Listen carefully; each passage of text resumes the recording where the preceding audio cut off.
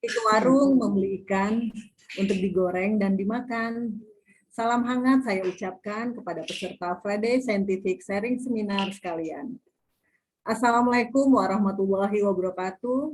Selamat pagi, salam sejahtera bagi kita semua.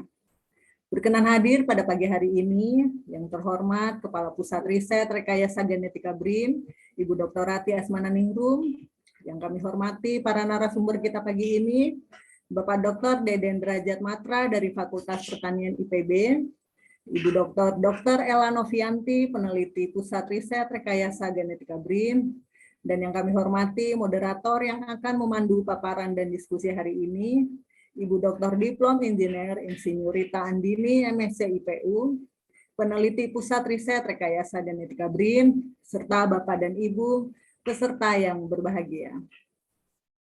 Alhamdulillah, puji syukur kita panjatkan karena berkat rahmatnya kita masih dapat bertemu untuk mengikuti acara Friday Scientific Sharing Seminar yang diselenggarakan oleh Pusat Riset Rekayasa Genetika BRIN hari ini Jumat 7 Oktober 2022.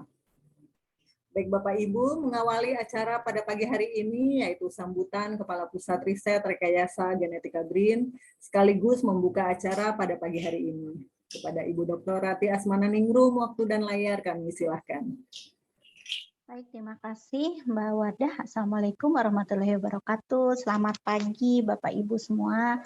Salam sehat untuk semuanya.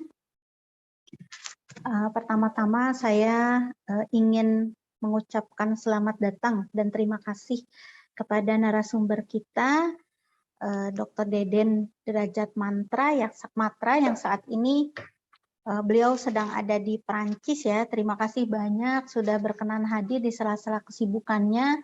Mohon maaf ini pasti perbedaan waktu yang sangat signifikan dengan Eropa ya, dan harus sangat ini sekali ya, harus di luar jam kebiasaan untuk berpresentasi begitu. Mohon maaf jika sebelumnya kami tahu dari awal bahwa Bapak memang sedang berada di luar, mungkin kami bisa menyesuaikan jam dengan ketersediaan waktu Bapak. Terima kasih banyak sudah berkenan hadir dan akan sharing bersama kami, Pusat Riset Rekayasa Genetika, BRIN. Kemudian saya juga ingin mengucapkan terima kasih kepada Sivitas Pusat Riset Rekayasa Genetika yang saat ini menjadi narasumber, yaitu Dr. Ella Novianti. Memang Mbak Ella ini sangat berbeda ya dengan peneliti umumnya. Biasanya sangat jarang peneliti yang background-nya itu adalah kedokteran, begitu ya dokter. Di Pusat Riset Rekayasa Genetika hanya satu-satunya saja. Mungkin kalau di organisasi riset hayati dan kesehatan, di organisasi riset kesehatan ya, yang saat ini memang sudah di BRIN sudah menggabungkan semua peneliti dari ex kementerian ya, jadi pasti ada dokter. Tetapi untuk di organisasi riset hayati dan lingkungan ini Mbak Ella satu-satunya ya dokter yang memang menjadi peneliti. Tentunya kita juga akan sangat antusias ya mendengarkan riset Mbak Ella, dan pastinya ada sudut pandang lain yang memang Mbak Ella karena sebagai klinisi itu pasti ada poin-poin yang tidak sama begitu ya dengan kita peneliti pada umumnya yang tidak memiliki background sebagai klinisi. Saya juga mengucapkan terima kasih kepada Sivitas Pusat Riset Rekayasa Genetika, Mbak Rita Andini ya, Dr. Rita Andini yang saat ini bertugas menjadi moderator. Kemudian terima kasih banyak kepada Bu Wardah yang sudah menjadi MC hari ini, dan terima kasih kepada Panitia FS3, Bu Nurmala ya, dan juga tim media kreatif yang saat ini bertugas untuk menjadi panitia pada kegiatan knowledge sharing seminar hari ini. Setelah kemarin kita diwarnai oleh kesibukan ya, dari mulai Hari Kebangkitan Teknologi Nasional, kemudian ada lecture series, dan kemudian ada hands-on training, akhirnya kita bisa bertemu lagi pada acara Friday Scientific Sharing Seminar. Saya mengucapkan terima kasih atas kehadiran Bapak Ibu semua ya. Saya yakin bahwa di hari ini kita akan banyak sekali mendapatkan ilmu baru yang nanti bisa kita pelajari bersama. Sebagai gambaran untuk Pak Deden, kami Pusat Riset Rekayasa Genetika BRIN ya, memang ini baru berdiri sebetulnya di tahun 2022 ini. Kami ada 117 orang SDM Preset yang saat ini bergabung di Pusat Riset Rekayasa Genetika dengan fokus kegiatan itu terbagi menjadi 2 klaster, yaitu rekayasa genetika untuk mendukung kesehatan dan rekayasa genetika untuk mendukung pangan. Tentunya kami sangat senang sekali apabila setelah acara Friday Scientific Sharing Seminar ini kita bisa menginisiasi kerjasama di masa depan ya, baik itu melalui pengajuan kegiatan riset bersama dengan berbagai skema pendanaan yang ada di BRIN ataupun di tempat lain ya, di universitas maupun kementerian, ataupun juga melalui pembimbingan mahasiswa. Besar harapan saya interaksi kita tidak berhenti di hari ini ya, tapi hari ini merupakan suatu awal dari interaksi kita selanjutnya yang tentunya kita bisa berkolaborasi bersama dalam kegiatan riset. Terima kasih banyak sekali lagi dan salam sehat untuk semuanya. Mudah-mudahan semuanya dalam keadaan sehat dan berbahagia di hari Jumat ini. Terima kasih banyak. Assalamualaikum warahmatullahi wabarakatuh. Saya kembalikan kepada MC. Terima kasih. Waalaikumsalam warahmatullahi wabarakatuh. Terima kasih kepada Ibu Dr. Rati Asmananingrum untuk sambutannya dan sekaligus membuka acara pada pagi hari ini. Baik Bapak dan Ibu, selanjutnya kita akan foto bersama yang akan dipandu oleh panitia. Sebelumnya kami mohon kepada Bapak Ibu untuk mengaktifkan kameranya. Baik, akan dipandu oleh panitia. Silakan Mas Erwin. Ya, terima kasih Bu Wardah. Bapak Ibu, izin sebelumnya diaktifkan dulu kameranya supaya wajah segar dan tampan cantik ini tampak. Sedikit lagi kita tunggu ya, ada beberapa yang sedang mengaktifkan. Oke, ada 3 slide. Kita mulai dari slide pertama. Oke, siap, 1, 2, 3. Oke, terima kasih. Selanjutnya di slide kedua. 1, 2, 3. Oke, terima kasih. Tetap senyum Bapak Ibu. Satu lagi slide terakhir, 1, 3. 1, 2, 3. Ya, sudah. Oke, terima kasih. Kembali ke Bu Wardah. Terima kasih Mas Erwin dan Bapak Ibu semua. Baik, kita memasuki acara selanjutnya yaitu pemaparan materi dan diskusi yang akan dipandu oleh Ibu Dr. Rita Andini selaku moderator. Kepada Ibu Dr. Rita Andini, waktu dan layar kami silahkan. Baik, terima kasih Bu Wardah atas waktu dan kesempatan yang diberikan. Bismillahirrahmanirrahim. Assalamualaikum warahmatullahi wabarakatuh. Selamat pagi, salam sejahtera bagi kita semua. Pertama kita panjatkan puji syukur kepada Tuhan Yang Maha Esa yang tentunya telah memberikan kita nikmat kesehatan dan berkah untuk bisa berkumpul di pagi hari ini seperti tadi kata Bu Rati, walaupun saat ini via Zoom. Terima kasih kami haturkan kepada panitia yang sudah sibuk mempersiapkan hari ini dan juganya tentu kepada kedua narasumber kita. Ya, alhamdulillah pada pagi hari ini kalau kami di Aceh di sini cukup mendung dan selalu hujan, jadi saya mohon maaf tadi saya lupa mematikan speakernya. Mudah-mudahan kita tetap sehat ya Bapak Ibu. Ya, baik, untuk mempersingkat waktu sesuai dengan flyer yang sudah disebarkan oleh panitia yaitu Mbak Popi sejak seminggu yang lalu. Alhamdulillah hari ini kita kedatangan tamu tadi seperti di-highlight oleh Bu Rati, seorang dokter yang juga PhD. Izinkan mungkin kalau berkenan saya membagi share screen sedikit. Oh, maaf. Maaf ya, mungkin saya bacakan dulu ya. Beliau bernama Ibu Ella Novianti, perempuan, lahir di Jakarta 1 November 1984. Saat ini beliau tercatat sebagai salah satu peneliti di Pusat Riset Rekayasa Genetika di tempat kita, alhamdulillah. Beliau, saya membacakan sedikit CV beliau. S1 beliau adalah pendidikan dokter dari Universitas Brawijaya 2002 sampai 2007 dengan judul skripsinya mengenai identification the difference of ectoparasites in Syrian hamster from pet shop and traditional market in Malang. Kemudian beliau melanjutkan pendidikan profesi sebagai dokter di universitas yang sama dari 2007 sampai 2009. Kemudian beliau juga melanjutkan S3-nya tamatan Jepang juga nih Bu Ella ya, dari Kagoshima University di bidang kedokteran dari 2016 sampai 2022 dengan judul tesisnya Atractylenolide 3 suppresses lipopolysaccharide induced inflammation via down regulation of toll-like receptor 4 in mouse microglia di bawah pimpinan Profesor Akihiro Asakawa. Beliau sudah banyak menerbitkan jurnal internasional dan salah satunya adalah 4 di jurnal yang bergengsi, salah satunya di BMG dan jurnal-jurnal internasional bereputasi lainnya. Mohon maaf Bapak Ibu kalau saya bacakan satu persatu, sepertinya nanti akan lebih panjang. Tentunya nanti bisa diklik di Google Scholar atau di Orchid dan Scopus beliau. Mungkin untuk mempersingkat waktu dari kami sebagai pembuka, mempersilakan Bu Dr. Ella untuk waktu dan kesempatannya. Silakan Ibu.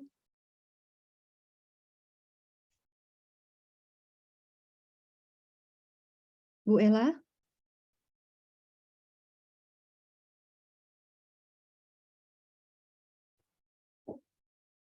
Baik, terima kasih atas kesempatannya. Apakah suara Iya. saya bisa didengar? Baru kedengaran Bu. Silakan Bu. Terima kasih. Selamat pagi. Assalamualaikum warahmatullahi wabarakatuh, Bapak Ibu sekalian. Perkenalkan saya Ella dari Pusat Riset Rekayasa Genetika BRIN. Di pagi hari ini, alhamdulillah saya diberi kesempatan untuk sedikit sharing mengenai penelitian yang telah saya kerjakan di pendidikan doktor saya di Kagoshima University. Sebentar saya share screen, boleh ya Ibu?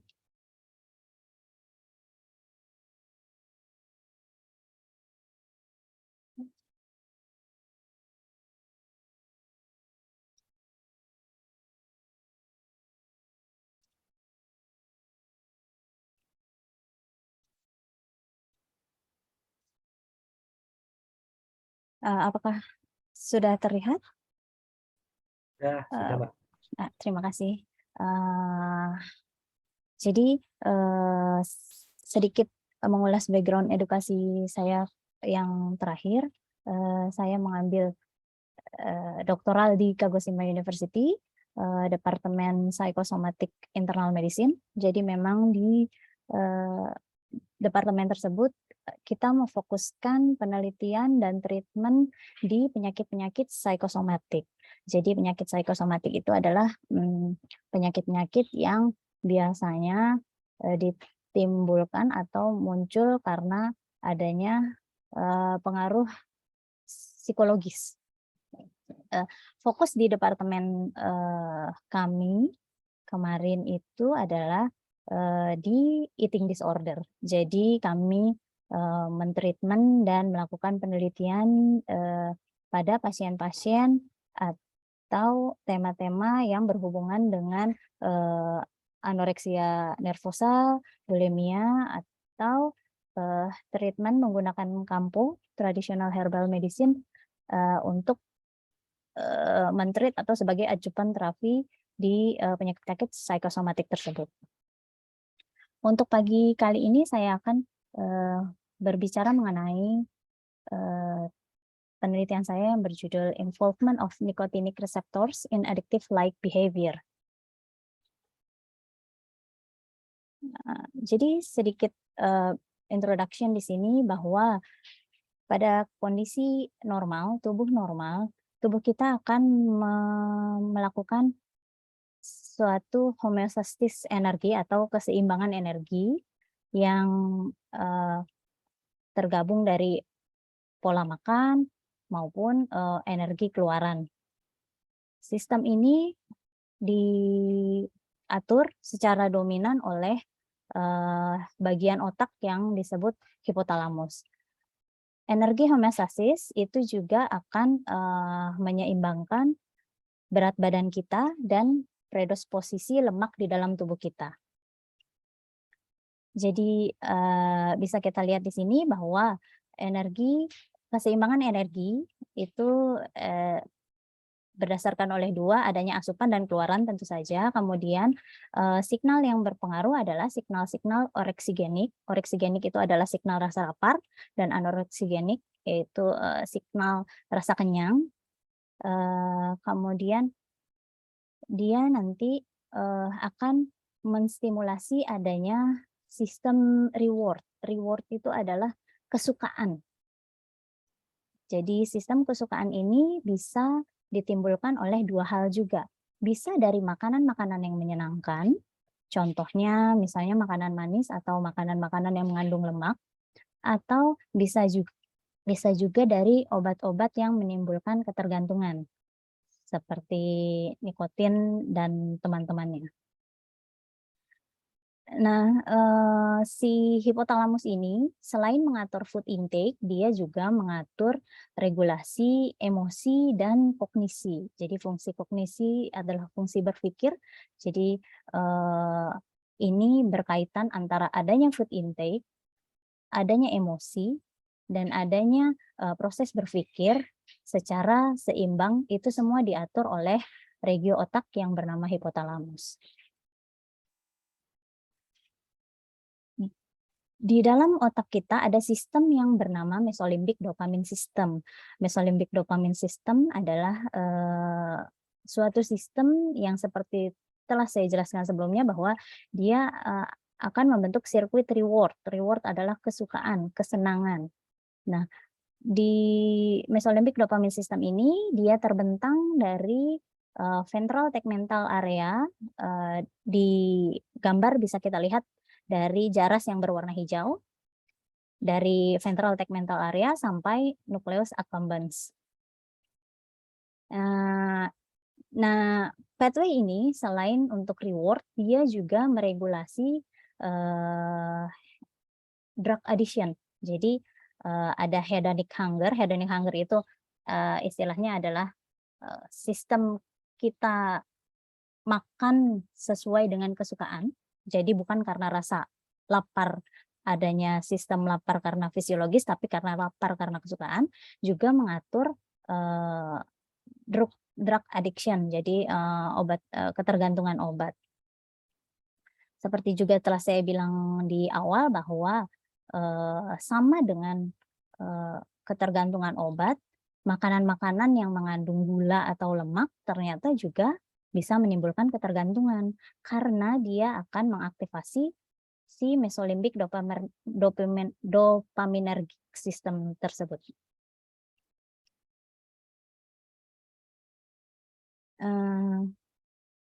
Seperti kita tahu bahwa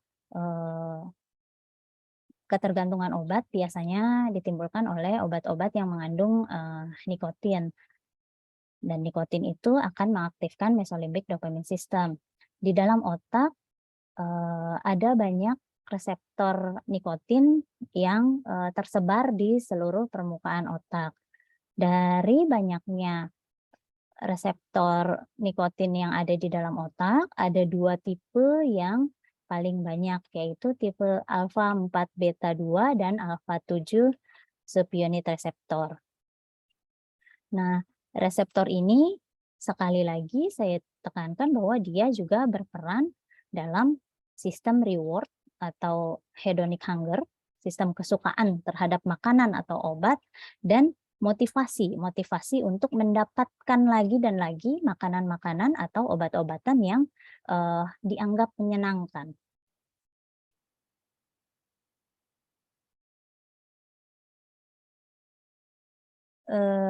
tujuan dari penelitian ini sebenarnya ada untuk melihat apakah ada involvement atau ada hubungan antara nikotin reseptor tipe mana yang berperan di adiksi atau ketergantungan dari makanan yang mengandung gula. Kalau di penelitian saya ini melakukan adiksinya menggunakan larutan gula atau sukrose liquid. Ini adalah research design and methods-nya. Jadi yang pertama kali kita lakukan tes kesukaan terhadap sukrosa.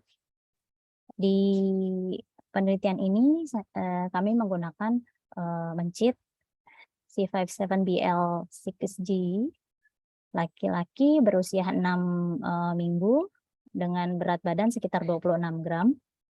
Pada tes kesukaan sukrosa ini, jadi tiap mencit akan dipapar oleh 2 botol minuman. Yang satu mengandung air saja, yang satu lagi mengandung larutan gula atau sukrosa.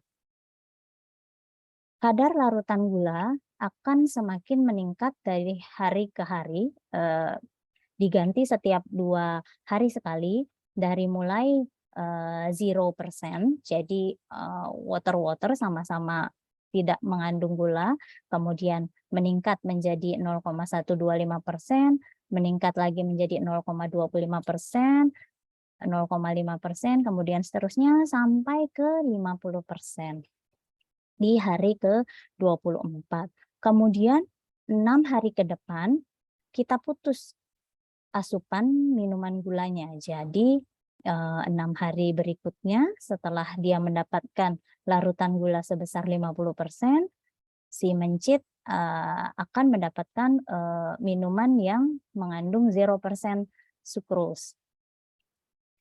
Setelah 6 hari dia puasa gula, kemudian 2 hari berikutnya dilanjutkan kembali 2 cairan yang mengandung air biasa dan gula 0,125% dan terakhir 0,25%. Larutan gulanya dilute di tap water, kemudian di-adjust sampai 100 ml. Waduh, udah nggak kelihatan punya kulit. Kemudian sucrose solution-nya yang diminum oleh si mencit akan kita hitung berdasarkan rumus seperti di atas. Pada saat melakukan tes preference sucrose di mencit, kemudian kita sampling regio otaknya di bagian hipotalamus dan nucleus accumbens. Kenapa itu? Karena seperti tadi sudah saya bilang di depan bahwa yang berperan di bagian reward system adalah hipotalamus dan nucleus accumbens.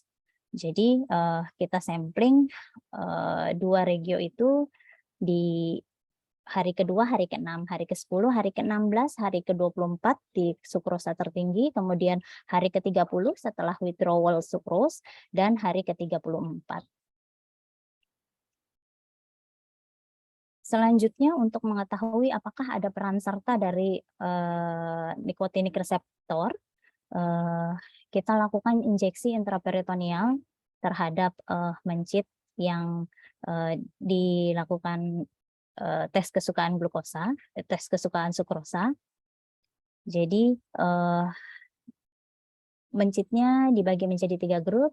Yang pertama hanya diinjeksi kontrol DMSO, kemudian yang kedua diberikan nicotinic receptor antagonis untuk subtipe alfa 4 beta 2 yang bernama anatoksin A, kemudian juga disuntik dengan alfa nicotinic receptor agonis PNU 282987. Untuk kemudian nanti kita lihat efek dari injeksi reseptor antagonis tersebut. Selain itu, di penelitian yang berbeda, paralel dengan penelitian tes kesukaan sukrosa juga dilakukan injeksi intraperitoneal dari nikotin reseptor agonis. Itu untuk melihat apakah benar bahwa agonis reseptor nikotin akan menurunkan keinginan atau kesukaan mencit terhadap larutan gula. Dari 3 major penelitian tersebut, kita dapatkan result seperti berikut. Jadi seperti bisa kita lihat di gambar nomor 1, bahwa intake minuman dari mencit pada hari pertama dan kedua dengan komposisi gula yang rendah, mencit tidak ada perbedaan antara minum air biasa atau minum larutan sukrus. Kemudian secara bertahap mencit menunjukkan kesukaannya dengan meminum lebih banyak cairan gula pada konsentrasi sukrosa mulai dari 0,25 dan peaknya ada di konsentrasi sukrosa 5% dan 10%. Kemudian setelah itu dia turun kembali sampai ke konsentrasi 50%. Kemudian bisa kita lihat juga di gambar 2 bahwa sukrose intake, jadi gula yang diminum semakin lama semakin meningkat secara gradual dari mulai kandungan gula yang rendah 0,125 sampai ke steady level, sampai ke level yang tetap di 30, 40 dan 50% sukrosa. Kemudian yang menarik adalah bisa kita lihat di gambar ketiga bahwa jika kita bandingkan antara pemaparan pertama kali minuman manis di awal, jadi pada saat hari kedua dan keempat bisa kita lihat bahwa hanya sedikit kesukaan mencit terhadap larutan gula. Setelah dia dipapar oleh minuman atau sukros yang banyak, kemudian di withdrawal atau kita hentikan pemberian minuman manisnya, setelah mendapatkan minuman manis kembali, ternyata mencit menunjukkan kesukaan yang lebih tinggi. Jadi misalnya kita minum, maksudnya mencitnya minum yang pertama kali dia hanya sekitar 0,04 kilokalori di posisi sukrosa 0,125, setelah withdrawal dia naik hingga ke 0,08 kilokalori dan berbeda signifikan dari sebelumnya.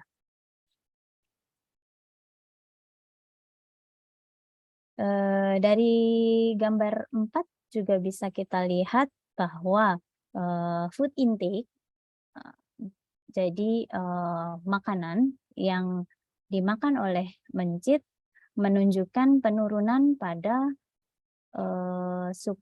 hari ke-16 sampai hari ke-24, di mana pada hari tersebut kadar sukrosa yang dimakan oleh mencit tinggi.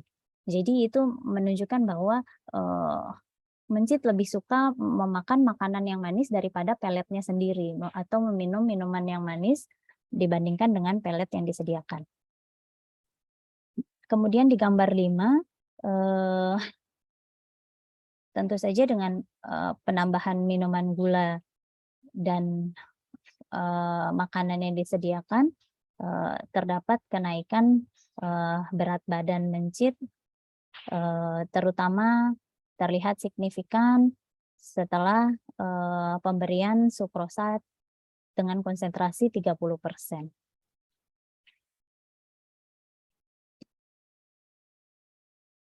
Selain melihat tes kesukaan glukosa, seperti telah dikemukakan sebelumnya bahwa kita juga sampling regio otak, hipotalamus, dan nucleus accumbens untuk melihat ekspresi dari reseptor nikotinik yang ada di dalam otak mencit yang dipapar oleh sukrosa. Jadi dari bagan atau grafik di sini bisa kita lihat bahwa mRNA ekspresi dari alfa 4 subunit signifikan turun di nucleus accumbens setelah withdrawal. Jadi setelah fase withdrawal dia ada penurunan dari ekspresi alfa 4 subunit. Kemudian kalau melihat dari alfa 7 subunit di nucleus accumbens dia meningkat setelah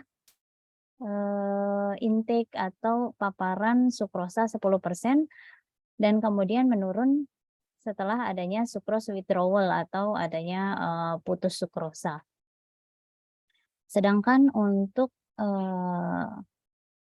ekspresi dari beta 2 subunit di nucleus accumbens maupun semua subunit di hypothalamus tidak ada perbedaan yang signifikan. Kemudian kita injeksi nikotin reseptor agonis untuk melihat involvement dari nikotinik reseptor di sucrose preference test ini. Bisa kita lihat bahwa injeksi dari PNU 282987 yang merupakan agonis dari alfa 7 nikotinik reseptor signifikan menurunkan keinginan untuk atau kesukaan untuk meminum larutan gula. Kemudian untuk anatoksin A dia tidak memberikan efek yang signifikan jika dibandingkan dengan vehicle atau dibandingkan dengan kelompok kontrol. Sedangkan untuk intake atau makanan food intake dalam hal ini pelet yang disediakan untuk tikus tidak ada perubahan pola makan atau perubahan kesukaan setelah diinjeksi oleh anatoksin A ataupun PNU 282987. Pun juga dengan tes yang dilakukan pada konsentrasi gula 10%, di mana kita suntikkan juga anatoksin A dan PNU 282987, terlihat bahwa di gambar 4 tidak ada perbedaan yang signifikan pada intake liquid di 10% sukrosa.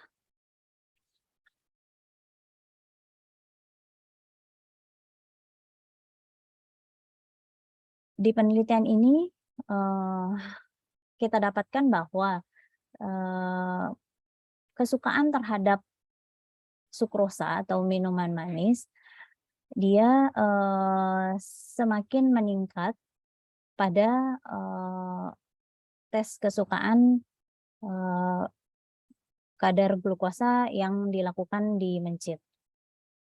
Jadi ini mencerminkan perilaku adiksi terhadap sukros atau minuman manis yang juga terlihat bahwa setelah withdrawal adanya kenaikan kesukaan terhadap minuman manis. Jadi di penelitian ini terlihat bahwa si mice-nya akhirnya jadi lebih suka terhadap minuman manis setelah diberikan puasa terhadap minuman manis. Hal ini sebenarnya berkaitan dengan mesolimbik dopamin system yang telah saya sebutkan di awal. Jadi mesolimbik dopamin system dia berperan sebagai reward system terhadap makanan palatable food atau makanan-makanan yang menyenangkan seperti yang tadi saya sebutkan mengandung lemak atau mengandung gula, sehingga menimbulkan efek adiksi yang sama dengan efek adiksi yang ditimbulkan oleh obat-obatan seperti nikotin dan teman-temannya. Kemudian pada penelitian sebelumnya disebutkan bahwa adiksi terhadap obat-obatan sebenarnya ditimbulkan, salah satu mekanismenya adalah adanya stimulasi berulang kali dari neuron yang ada di mesolimbik dopamin system atau syaraf-syaraf yang ada di mesolimbik dopamin system jadi berkolerasi. Jadi adanya orang-orang dengan kebiasaan atau habit yang menyukai makanan-makanan manis atau makanan-makanan yang menyenangkan palatable food seperti lemak dan gula, dia lebih cenderung bisa timbul adiksi terhadap obat-obatan karena adanya stimulasi berulang dari neuron di mesolimbik dopamin system, karena mereka berdua adalah satu sistem, jadi bisa saling keterkaitan. Nah, adanya perubahan pada neuron atau syaraf di mesolimbik dopamin system akhirnya jadi merubah sistem keseimbangan atau homeostatis. Yang tadinya kita lapar, kita makan karena adanya rasa lapar, karena ada paparan yang seperti ini, adanya perubahan pada neuron, akhirnya kita jadi hunger, lapar akan makanan-makanan yang menyenangkan, seperti itu. Kemudian di poin ketiga bahwa hedonic hunger atau makanan yang menyenangkan, adanya hedonic hunger atau keinginan untuk makan makanan yang menyenangkan yang berulang-ulang seperti tadi saya sebutkan, dia akan menyebabkan atau menimbulkan, mengembangkan seseorang menjadi obesitas atau ya karena kecenderungannya untuk memakan makanan yang manis, memakan makanan yang mengandung fat atau lemak, jadi kecenderungan ke arah obesity atau ke arah kenaikan berat badan yang berlebihan akan semakin besar. Kemudian memang sekarang ini obesity sedang di-treat atau sama posisinya atau sama mekanismenya atau hampir sama patofisiologinya dengan adiksi atau ketergantungan obat, karena dia memiliki mekanisme yang mirip berdasarkan dari penelitian menggunakan hewan maupun menggunakan penelitian scoring maupun dari penelitian dari radiologi atau scan ya. Di penelitian ini juga kita dapatkan bahwa alpha-7 nicotinic receptor turun di nukleus accumbens setelah sucrose withdrawal. Dan administrasi atau pemberian dari alpha-nicotinic receptor agonis bisa menurunkan keinginan untuk kecenderungan kesukaan terhadap makanan manis atau minuman manis atau sucrose dalam hal ini, dan juga intake-nya setelah putus minuman manis. Jadi pemberian alpha nicotinic receptor pada penelitian ini bisa menurunkan keinginan mice untuk memakan makanan manis, juga menurunkan keinginan mice untuk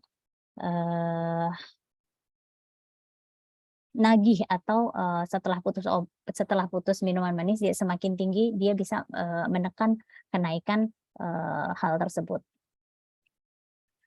Jadi memang seperti telah saya sebutkan di depan bahwa reseptor nikotin ada di mesolimbic dopamine system, dan penelitian sebelumnya juga menyebutkan bahwa adanya infus atau pemberian dari selektif alpha nicotinic receptor agonis kepada nucleus accumbens bisa menurunkan motivasi seseorang untuk mendapatkan nikotin pada pasien-pasien dengan kecenderungan adiksi obat.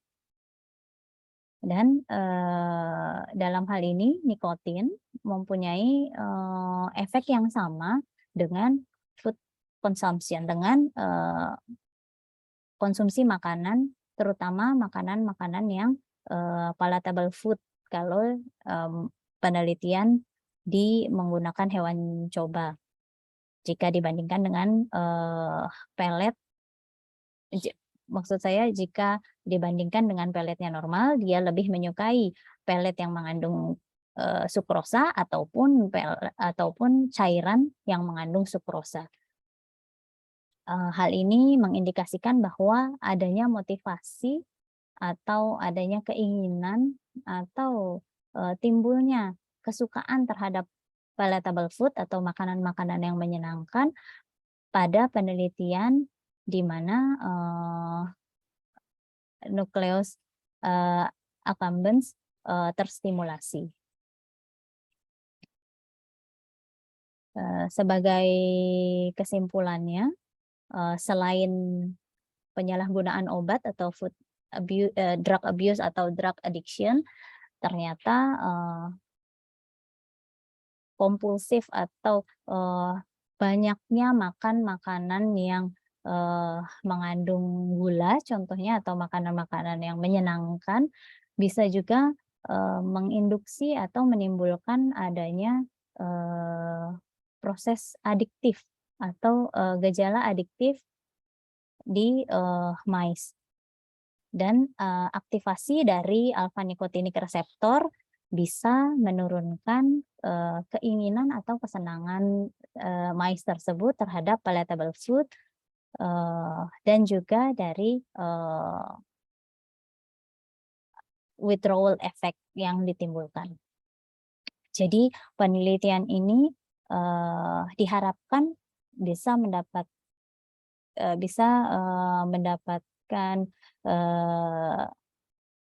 kans untuk menjadi terapi bagi orang-orang dengan penyakit obesitas atau eating disorder, di mana manipulasi alpha 7 nicotinic receptor bisa menekan keinginan dari orang-orang yang selalu makan makanan yang enak, yang bukan hanya enak ya, manis, kemudian banyak gula, kemudian juga bisa men-stop atau men-treatment sebagai kandidat farmakoterapi untuk pasien-pasien dengan obesitas. Sekian kiranya dari saya. Terima kasih atas kesempatannya. Assalamualaikum warahmatullahi wabarakatuh. Waalaikumsalam warahmatullahi wabarakatuh. Izin saya mewakili salam dari Bu Ella. Bu Ella, saya mohon maaf ini juga kepada para hadirin dan hadirat sekalian. Biasanya sesudah pemaparan Bu Ella ya, saya juga udah keep nih pertanyaan untuk Ibu. Biasanya kita langsung diskusi Bu. Tapi ini saya mohon maaf mempertimbangkan waktu narsum kita yang kedua Bu, karena beliau sekarang sedang berada di waktu yang berbeda dengan kita.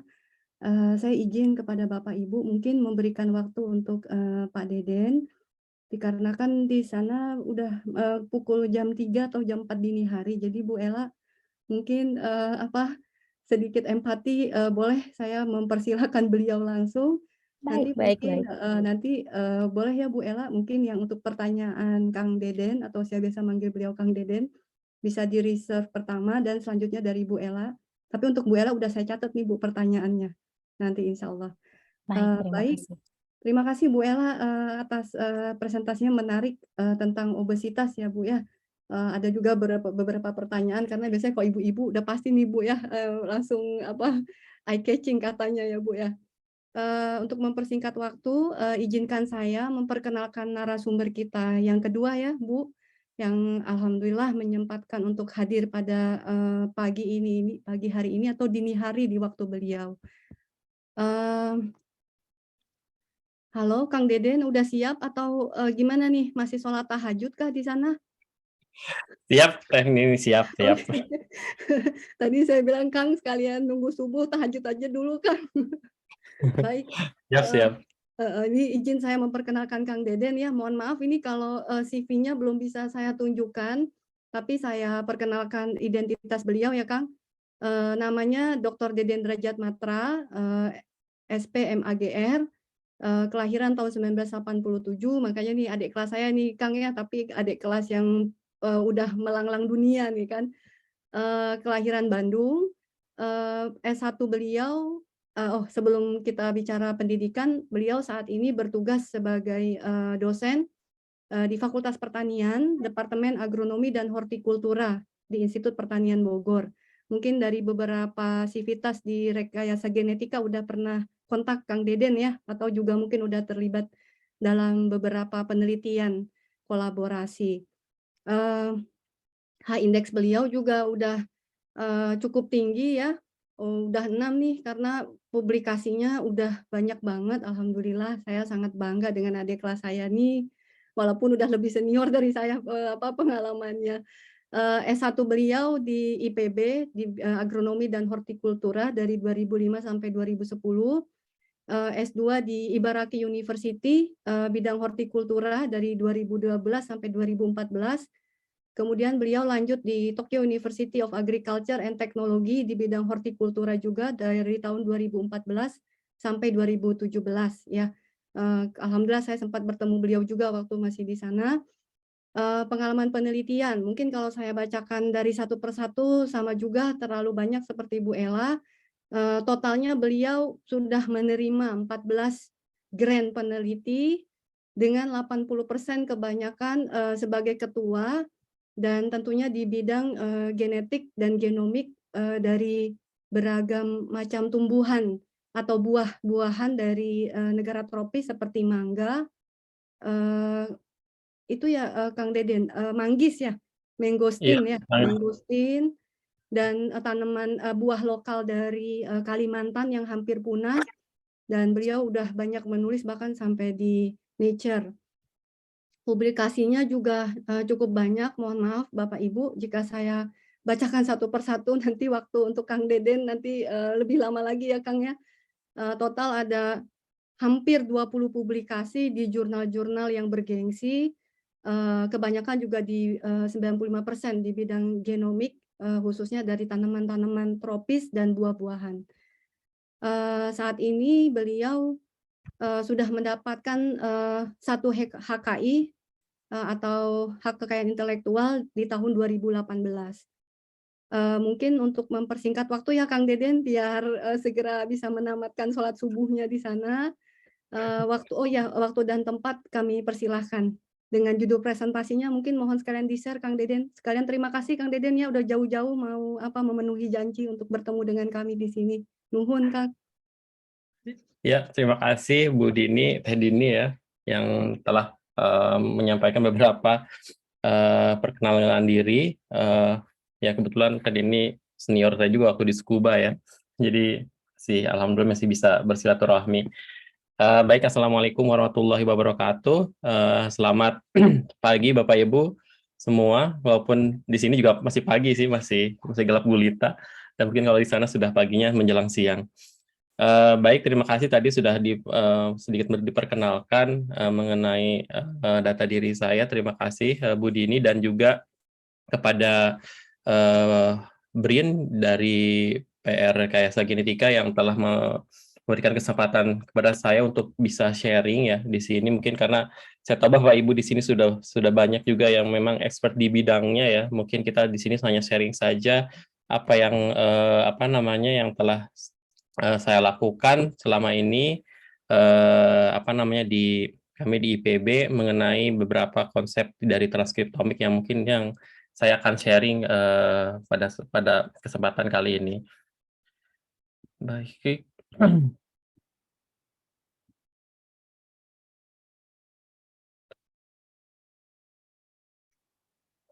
Mungkin saya izin off cam saja supaya apa namanya takutnya apa namanya agak jaringannya juga pakai WiFi jadi takut bermasalah.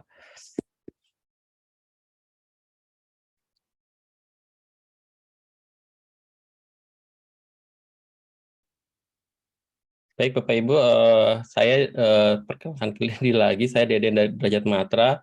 Kebetulan saya di Departemen Agronomi dan Hortikultura, tetapi banyak bergerak di bidang hortikultura untuk tanaman-tanaman buah. Jadi apa namanya, kami punya semacam riset group namanya Fruitomics. Jadi untuk beberapa tahun ini, sejak tahun 2017 ketika saya lulus S3, kami bersama Prof. Rudi Purwanto mengembangkan beberapa apa namanya teknik yang di bidang genomik dan transkriptomik khususnya untuk buah-buahan lokal.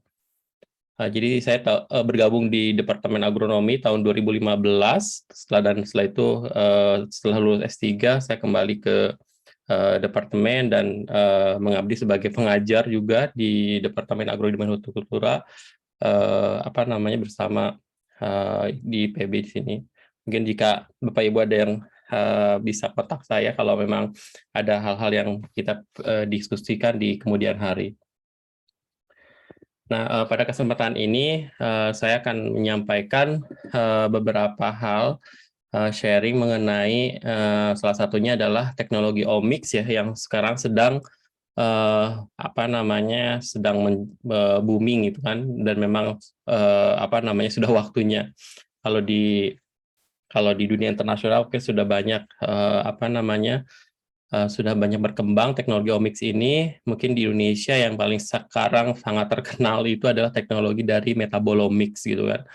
Nah, tetapi teknologi-teknologi lain, omics itu salah satunya adalah transkriptomik juga menjadi hal yang penting ya, karena itu juga salah satu studi untuk mengetahui bagaimana regulasi gen secara keseluruhan dari suatu sistem biologi yang bisa kita manfaatkan untuk berbagai kepentingan. Salah satunya yang kami manfaatkan yaitu adalah untuk apa namanya untuk bagaimana peningkatan produksi khususnya buah-buahan apa dalam hal ini adalah bagaimana regulasi dari gen atau RNA yang ada di dalam buah-buahan itu bisa kita pacu gitu kan untuk meningkatkan produksi buah-buahan. Mungkin nanti salah satunya yang saya akan sampaikan di sini nanti bagaimana suatu fisiologi disorder itu bisa diketahui penyebabnya melalui teknik transkriptomik maupun ada beberapa buah yang sedang kami teliti juga itu di strawberry mengenai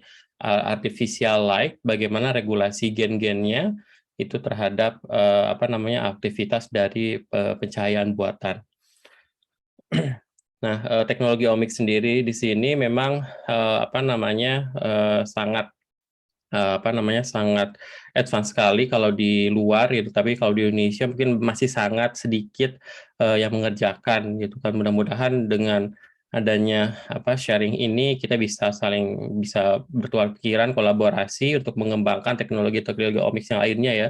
Seperti mungkin yang paling jarang di kita itu adalah proteomics.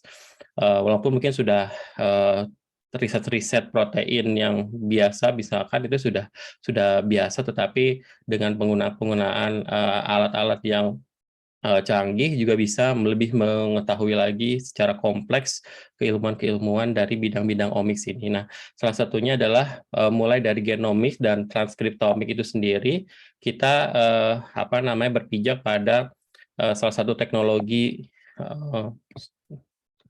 salah satu teknologi sequencing. Jadi mungkin Bapak Ibu pernah mendengar apa namanya untuk istilah sequencing DNA. Nah, dan juga untuk mungkin RNA juga, tetapi harus dirubah ke cDNA. Oleh karena itu, di situ kita perlukan suatu alat atau teknologi, yaitu adalah sequencing. Sequencing mungkin yang pertama yang sudah umum digunakan dan sampai sekarang masih digunakan, yaitu adalah sequencing tipe Sanger.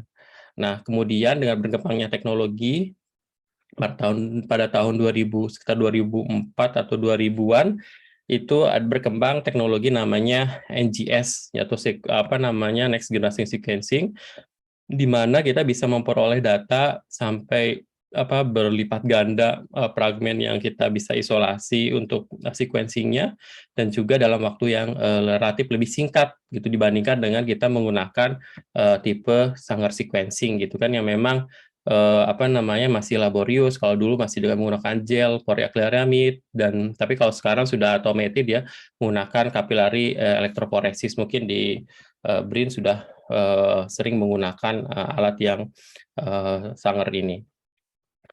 Tetapi untuk selanjutnya, untuk penggunaan transkriptomik ini kita menggunakan dua jenis teknologi, yaitu teknologi sequencing generasi 2 dan ketiga.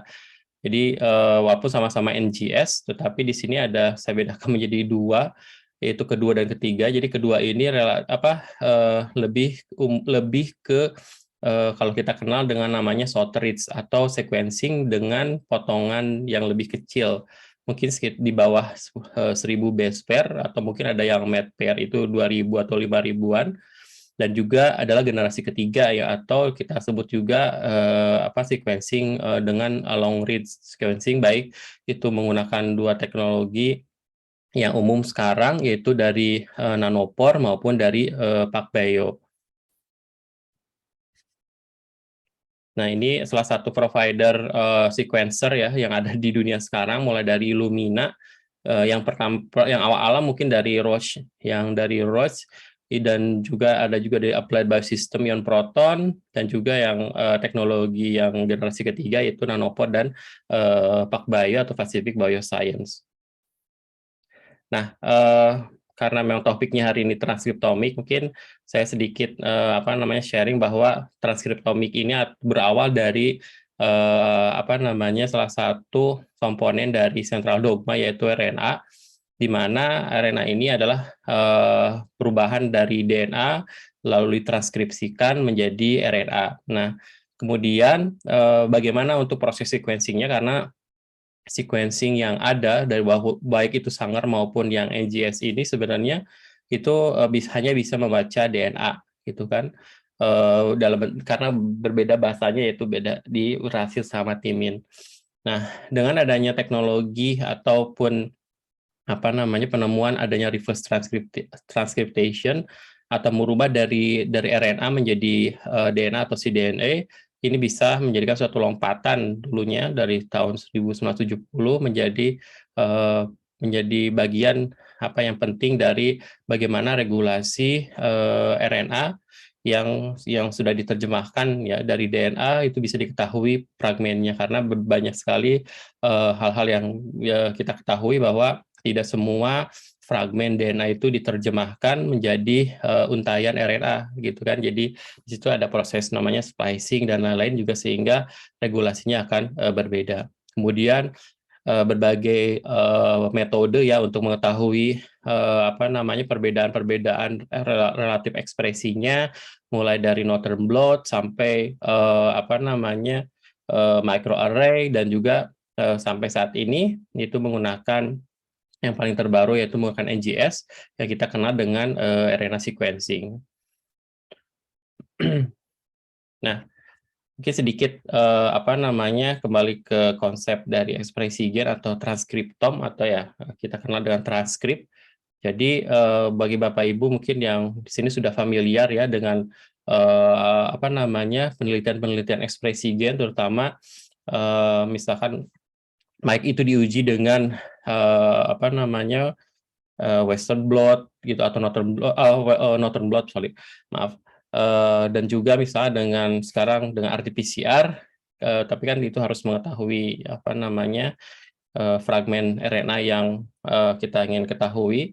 Nah, di situ kita harus memang penting sekali untuk di RNA sequencing ini kita mengetahui bahwa setiap spesifik jaringan atau sel itu mempunyai level ekspresi yang berbeda atau transkrip yang berbeda, sehingga dalam pemilihan sampel juga kita harus memperhitungkan dari jenis atau asal-usul dari sampel kita berasal. Karena kalau kita bercampur, sehingga misalkan kalau satu sel dengan dengan organ yang lebih kompleks itu juga akan berbeda target RNA yang kita akan isolasi, karena NGS ini akan men-sequence semua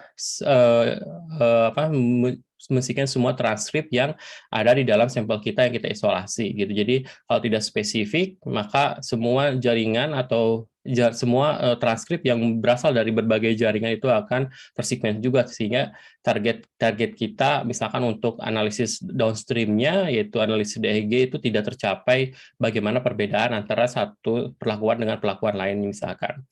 Terus juga perlu diperhatikan juga adalah stadia perkembangan. Jadi stadia perkembangan misalkan dari perkembangan buah atau embrio gitu kan menjadi benih itu, ataupun pertumbuhan dari seedling menjadi misalkan nanti perubahan transisi dari vegetatif menjadi generatif, itu juga menjadi perbedaan antara satu stage dengan stage lainnya, sehingga kita perlukan suatu seperti time lapse bagaimana kita memisahkan satu bagian dengan bagian lainnya, sehingga target transkrip atau RNA atau transkrip tom yang kita inginkan itu bisa tercapai.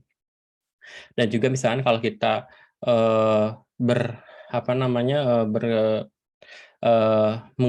meneliti ya mengenai kejadian penyakit, baik itu yang disebabkan oleh fisiologinya maupun dari eksternal, misalkan dari fungi ataupun dari bakteri ataupun dari hama sendiri, itu juga perlu kita pembagiannya bagaimana, misalkan pola kejadian penyakit tersebut, perkembangannya itu juga penting kita untuk ketahui.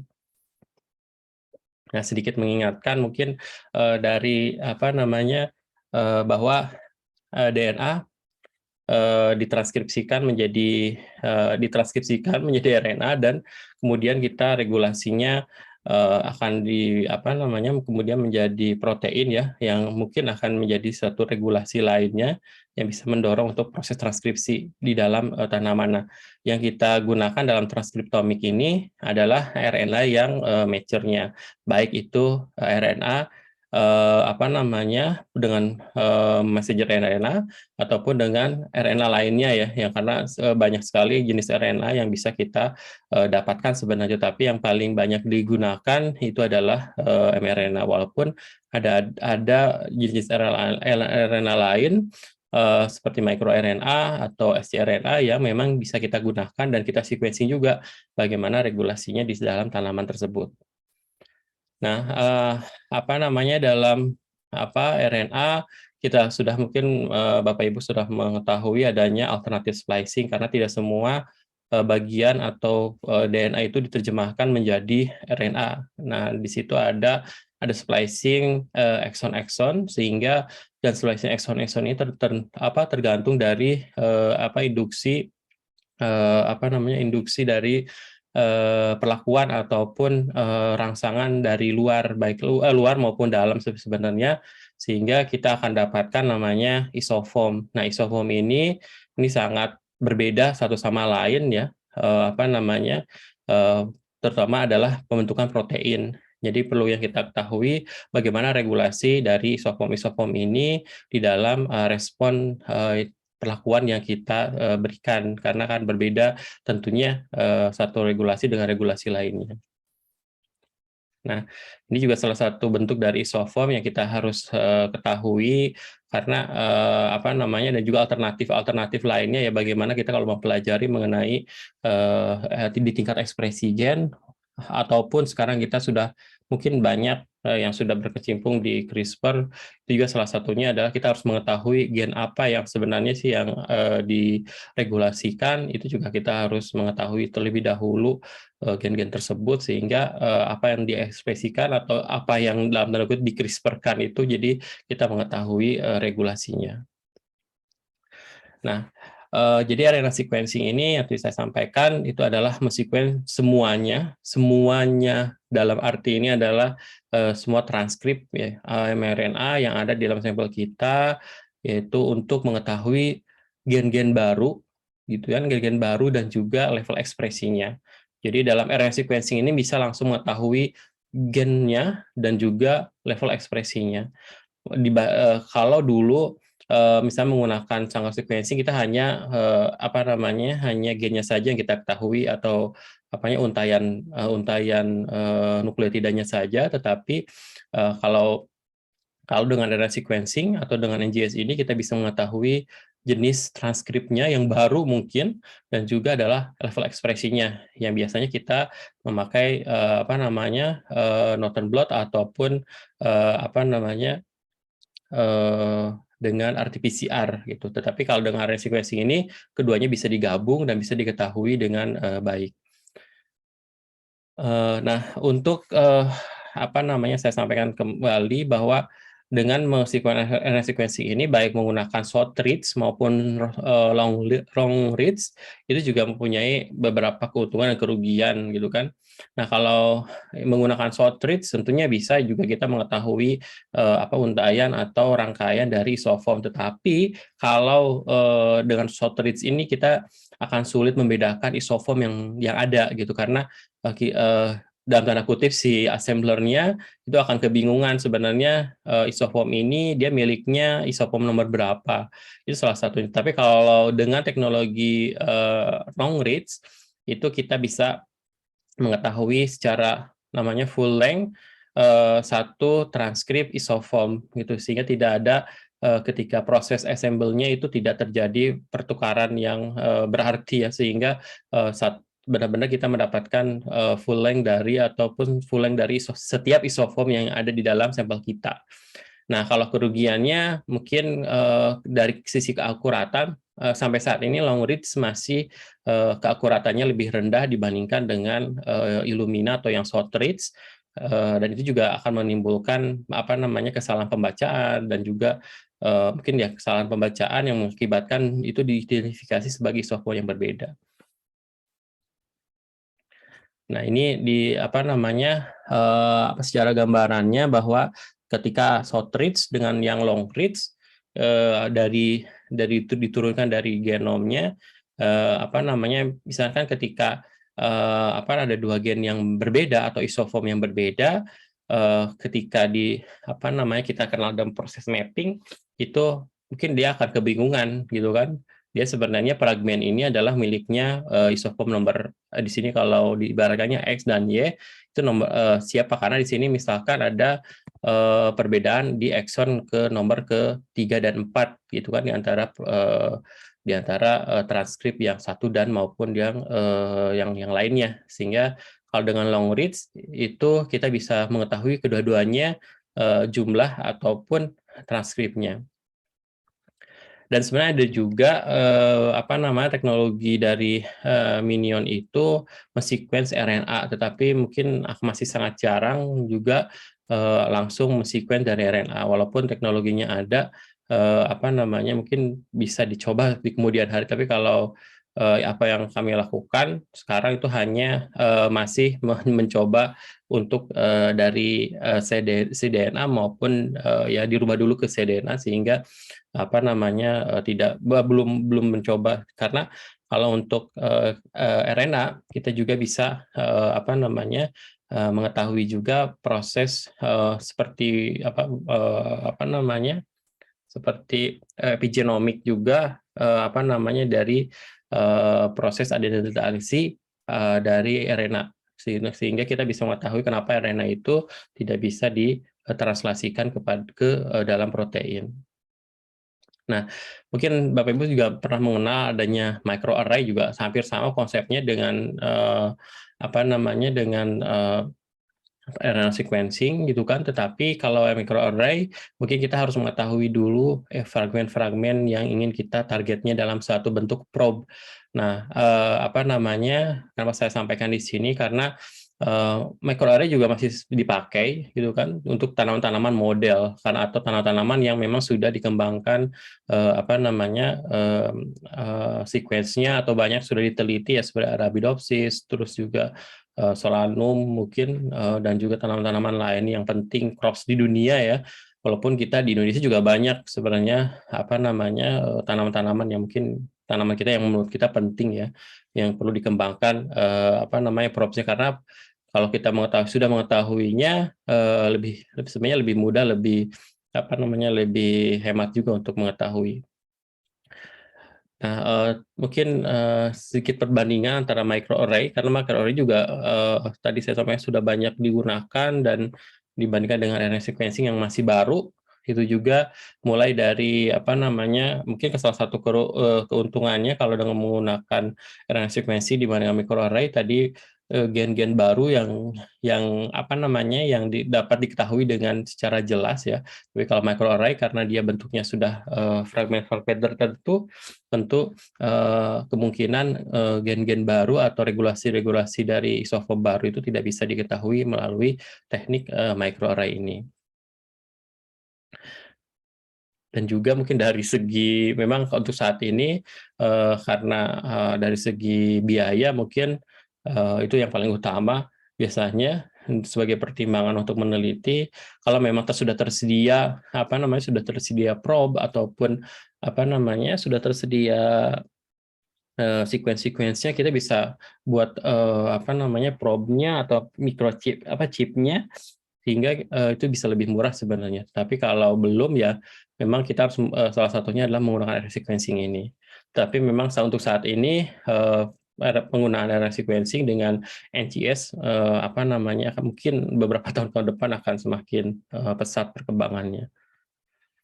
Nah, tentu RNA sequencing apa yang kita lakukan gitu kan, apa yang kita akan rencanakan, tentu ada beberapa tahap yang mungkin yang harus kita ketahui baik dari persiapan sampel maupun nanti adalah pengolahan data.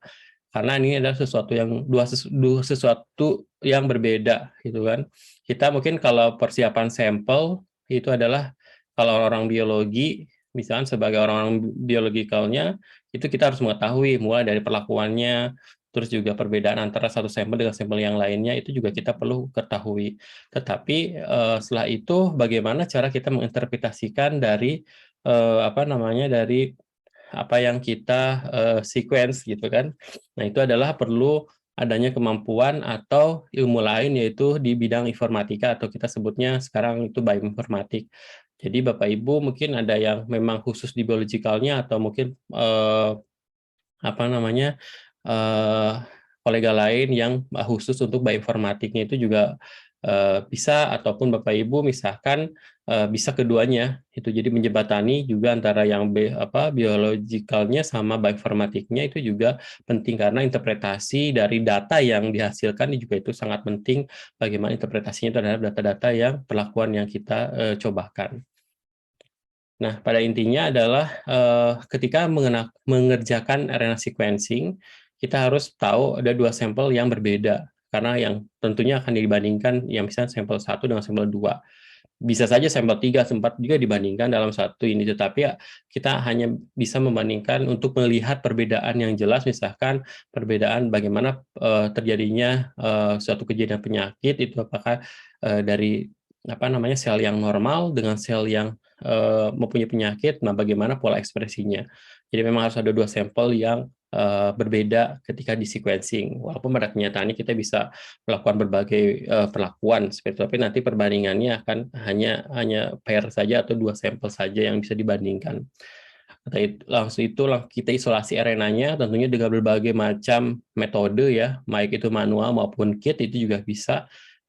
Apa namanya kalau manual ya memang kita bisa memperoleh dengan kuantitas yang bagus gitu kan, apa namanya bagus dan juga tentunya semua RNA yang biasanya bisa diisolasi dengan baik. Tetapi kalau kit biasanya karena ada kekhususan yang sudah misalnya kalau tanaman-tanaman di kita ya banyak metabolit, polisakarida segala macamnya, itu juga akan menghambat misalnya untuk kit. Jadi kalau manual mungkin kita masih bisa modifikasi komposisi bahan kimia maupun step-stepnya yang ada di di manual RNA ekstraksi.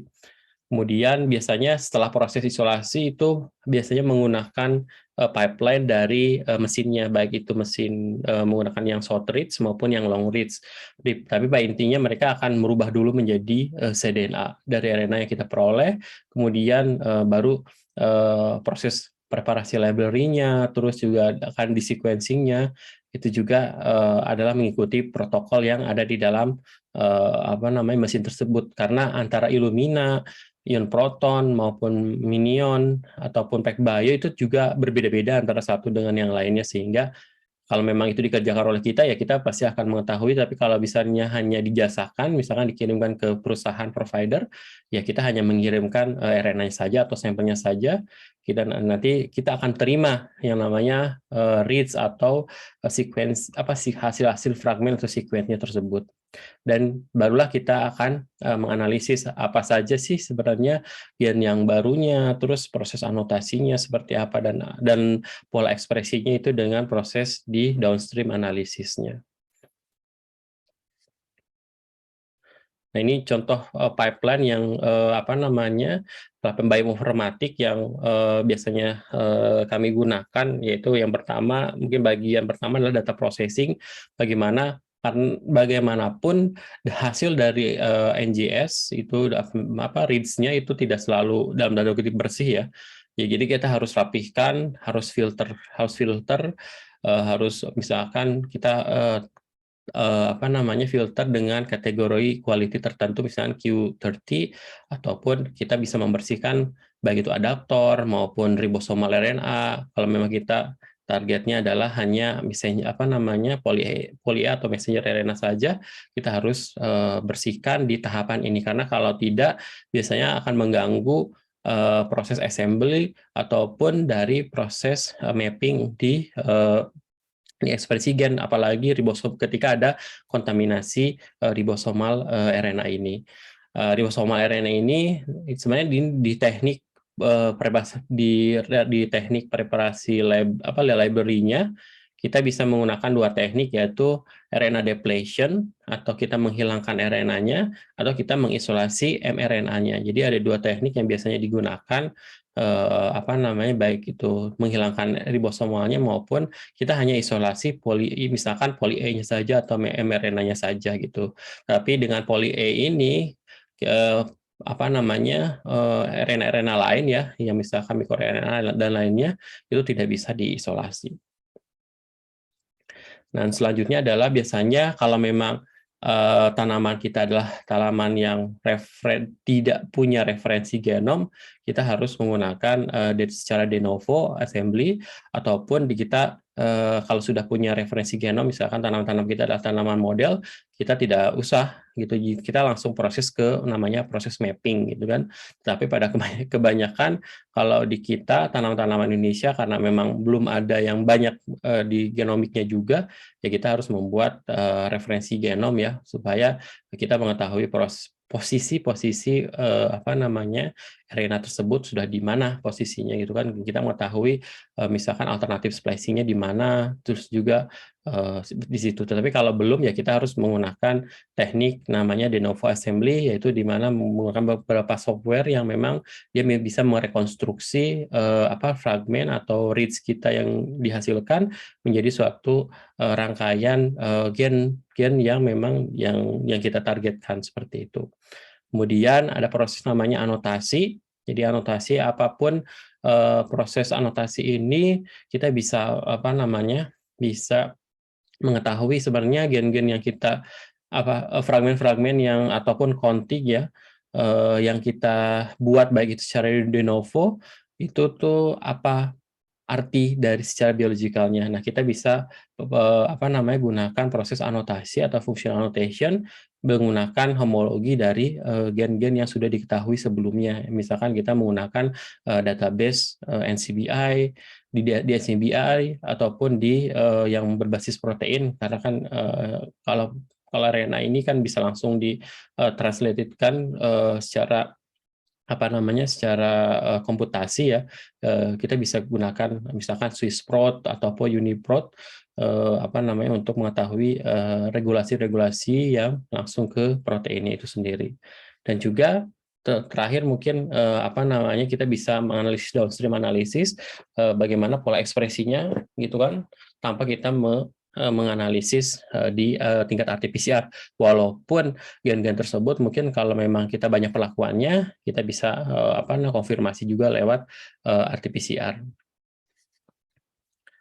Nah, ini jadi ada 2 teknik ya, tadi yang saya sampaikan untuk proses assembly itu, ada yang langsung direferensi ke genom, ada juga kita buat dengan secara de novo, sehingga kita mengetahui sebenarnya gen-gen apa saja yang terbentuk ataupun nanti pola ekspresinya seperti apa kita bisa gunakan. Nah, salah satu yang paling terkenal itu untuk assembly atau merangkai reads itu untuk secara de novo itu Trinity, walaupun banyak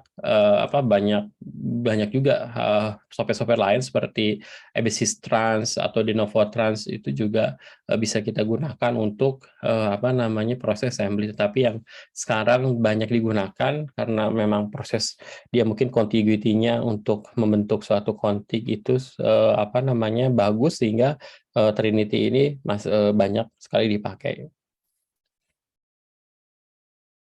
Nah, ini adalah salah satu algoritma Trinity-nya, mungkin selanjutnya Bapak Ibu bisa baca di papernya bagaimana proses Trinity itu dilakukan. Nah, kemudian mapping, yaitu mapping juga salah satu adalah proses terpenting ya, apalagi kalau kita pengen mengetahui berapa ekspresi gennya, berapa ekspresi yang dilakukan, berapa ekspresi gen yang pada transkrip kita, itu kita menggunakan proses mapping ya. Salah satunya adalah memakai software namanya Bowtie. Itu juga salah satu yang kita bisa pendekatannya. Seperti itu juga mungkin software-software lain juga seperti software BWA juga kita bisa gunakan. Nah, salah satunya tadi kita bisa menggunakan referensi genom maupun secara transkriptomnya gitu. Jadi transkriptom yang kita buat kita bisa gunakan kembali. Kang Deden. Ya. Maaf Kang, mungkin untuk mengingatkan waktu sekitar 5 menit lagi, boleh Kang? Iya. Oke. Tadi ini. Nah, selanjutnya adalah proses anotasi juga kita bisa lakukan.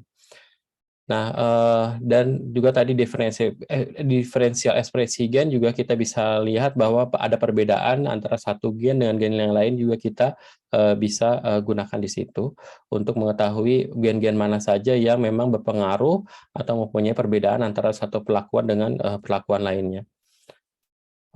Ini untuk tesnya juga untuk validasi bisa menggunakan berbasis gel atau yang shorten maupun dari fluorescent atau dengan RT-PCR.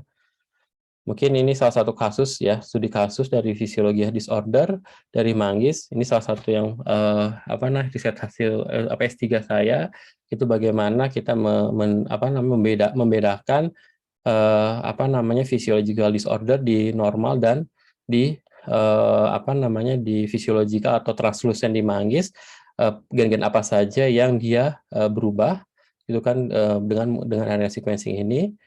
Dan mungkin lebih lengkapnya ya Bapak Ibu bisa lihat di jurnal tersebut. Nah, kita dari RNA sequencing ini kita bisa mengetahui sampai puluhan ribu gen yang memang yang mungkin berbeda antara satu dengan gen yang lainnya, mempunyai perbedaan. Kita bisa kelompokkan berdasarkan klaster-klaster biologikalnya maupun tempatnya dia tempat dia untuk berekspresi juga, itu salah satunya di tempat genotologi. dan kita bisa bisa melihat regulasi apa saja atau gen-gen apa saja yang ada di dalam sampel kita. Nah, dari situ, dari analisis DEG, kita bisa melihat sebenarnya gen-gen apa saja yang ada atau perbedaan antara satu sampel tadi yang normal dengan yang translucent. Ternyata di sini memang setelah dikonfirmasi ada namanya gen dari dinding sel yang memang sangat erat sekali terhadap kebocoran di dinding sel, yaitu gen dari polygalactoronase dan juga beberapa gen lainnya yang memang kita bisa identifikasi di situ, dan kemudian kita bisa konfirmasi di di RT-PCR yang kita bisa membenarkan apakah memang gen-gen tersebut di semua perlakuan yang kita cobakan, karena kan ini percobaan mungkin tidak hanya 2 sampel tadi saja, tetapi banyak sampel kita bisa gunakan di situ. Di sini kita juga bisa memprediksi gen-gen apa saja yang terlibat, dan karena perlakuan apa saja itu juga bisa kita ketahui, sehingga pada suatu perlakuan lainnya kita bisa mengetahui regulasi gen secara pasti apakah memang benar gen-gen tersebut sangat dipengaruhi oleh perlakuan-perlakuan lainnya. Mungkin satu lagi yaitu yang sedang kami lakukan juga adalah dengan long read sequencing di keluarga Myristica dan juga strawberry sebenarnya. Jadi dengan tentu saja antara Illumina dengan long read itu sangat sedikit berbeda proses sequencingnya itu yang digunakan. Tetapi kalau dengan menggunakan nanopore atau Minion ini kita bisa digunakan di lab kita masing-masing ya. Tapi kalau yang Illumina mungkin harus, karena resources-nya tinggi, kita harus misalnya hanya mengirimkan saja atau mengirimkan ke fasilitas yang mempunyai fasilitas sering sequencing. Tapi kalau yang untuk Minion ini kita bisa dilakukan di lab masing-masing kita, tinggal beli alatnya dan kita bisa sequencing-kan. Nah, ini lebih, kalau untuk sequencing RNA dengan long read itu lebih sedikit, tetapi memang sudah dalam bentuk long read atau transkrip yang full length, sehingga kita tidak perlu sebenarnya mengassemble-nya lagi, sehingga kita bisa langsung mentarget gen-gen apa saja yang memang itu isoformnya yang berubah antara satu perlakuan dengan perlakuan lain.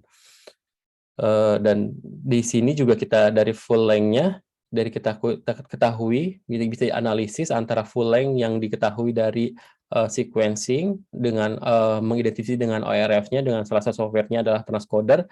Ternyata tidak ada banyak perbedaan ORF-nya, sehingga kita bisa mengetahui bahwa semua apa yang kita sequencing sebenarnya itu adalah full length-nya. Sehingga kalau untuk yang short read itu tidak banyak hanya beberapa persen saja, yang mungkin di bawah 20% saja ORF yang bisa diidentifikasi dari short read itu, karena mungkin tadi kesalahan proses assembling-nya. Baik, dari situ juga dari anotasi kita bisa mengidentifikasi gen-gen apa saja yang ada di misalkan di Myristica ini adalah karena banyak flavonoid atau terpenoid biosintesisnya, itu kita bisa identifikasi, dan di sini hampir lengkap semua anotasinya ya dari semua biosintesis dari gen-gen yang kita bisa gunakan. Misalnya salah satunya adalah dari cake pathway ini. Baik, mungkin itu saja yang bisa saya sampaikan tadi. Mohon maaf kalau kepanjangan. Iya, nggak apa-apa Kang Deden, itu tandanya semangat gitu, walaupun dari jauh tetap semangat. Ya, terima kasih Pak Deden Derajat Matra atas paparan yang begitu detail ya. Kang Deden udah sampai ke benar-benar di level biomolekuler dan bahkan sampai ke biochemistry-nya. Baik, untuk mempersingkat waktu, sebelumnya kami ucapkan kepada 2 narasumber kita, dan untuk menghangatkan waktu sekaligus untuk juga ada ruang antara narasumber kita pagi ini dengan partisipan. Alhamdulillah kayak udah mulai banyak nih pertanyaan ya. Mungkin dari pertama pertanyaan izin saya bacakan dulu dari web chat. Mungkin Bapak Ibu sembari menunggu Bapak Ibu yang lain mungkin ada pertanyaan langsung ke forum kita ini. Mungkin mengingat waktu karena kita baru selesai dengan materi, alhamdulillah masih sesuai dengan range sih Pak Deden, 10.30. Mungkin kita buka waktu 15 menit pertama untuk pertanyaan ketiga dan mungkin nanti 15 menit kedua untuk pertanyaan yang berikutnya. Izin saya bacakan ya Bapak Ibu. Pertama dari Ibu Nurmala. Pertanyaan kepada Bu Ella, ini gimana ya? Apakah boleh langsung jawab ini Bapak Ibu narasumber? Jawab singkat aja atau kita klasifikasikan dulu? Bagaimana enaknya? Mungkin langsung dijawab saja karena sudah ada pertanyaannya sih Bu. Nggak apa-apa. Baik, baik. Mungkin Bu Ella udah dibaca Bu, mau sekalian siap-siap pertanyaannya nih Bu dari Mbak Nurmala. Mungkin jawab singkat dulu Bu ya. Apakah jenis-jenis karbohidrat yang berbeda mempengaruhi sistem mesolimbik yang sama? Karena sebagaimana kita ketahui ada banyak jenis karbohidrat Bu. Silakan Bu Ella mungkin jawaban singkat, nanti kalau panjang bisa kita lanjut lagi di sesi email. Terima kasih Bu Baik. waktunya. Baik, terima kasih atas pertanyaannya Ibu Nurmala. Jadi sebenarnya untuk karbohidrat, semua jenis karbohidrat mengikuti atau lewat pathway mesolimbik yang sama. Yang berbeda adalah tingkat adiksinya. Jadi seberapa banyak gula yang masuk ke dalam tubuh itu yang mempengaruhi derajat adiksinya. Pathway mesolimbiknya sih sama. Jadi intinya dia bisa pakai dua mekanisme. Yang pertama gula masuk ke dalam tubuh, dicerna, kemudian ditransportasi ke otak, otak kemudian rilis dopamin, akhirnya menimbulkan efek adiksi. Yang kedua dari stimulasi langsung di daerah mulut, sensori stimuli, langsung mencetuskan atau merangsang untuk timbulnya dopamin rilis juga, menyebabkan adiksi. Jadi sebenarnya jenis karbohidratnya tidak berpengaruh terhadap jarasnya, sistemnya, tapi dia berpengaruh ke tingkat adiksinya atau tingkat ketergantungannya. Baik begitu. Baik, terima kasih Bu Ella. Berarti jenis karbohidrat tidak berpengaruh Ibu ya, tetapi berpengaruh terhadap tingkatan adiksi Bu. Betul. Kalau boleh tahu mana yang paling tinggi Bu ya? Apakah sukrosa atau? Ya, tentu yang polisakarida. Semakin banyak gulanya, semakin banyak dia masuk glukosa ke dalam tubuh, semakin rilis dopamin besar dan semakin tinggi tingkat adiksinya. Seperti itu. Jadi kalau misalnya dibandingkan glukosa dengan sukrosa, tentu lebih besar sukrosa karena sukrosa kan disakarida ya, dibandingkan dengan monosakarida seperti itu. Baik Bu Ella, menarik ya. Berarti ada hubungan juga panjang rantai dari gula itu dengan adiksi. Baik, kita lanjut ke pertanyaan berikutnya. Dari Bapak Teguh Tajudin kepada Pak Deden. Pak Deden udah dibaca nih. Jika ingin mengetahui perbedaan ekspresi selama proses kematangan, contohnya pada buah atau umbi, tentu sampel yang akan di-sequencing bisa 3 atau lebih.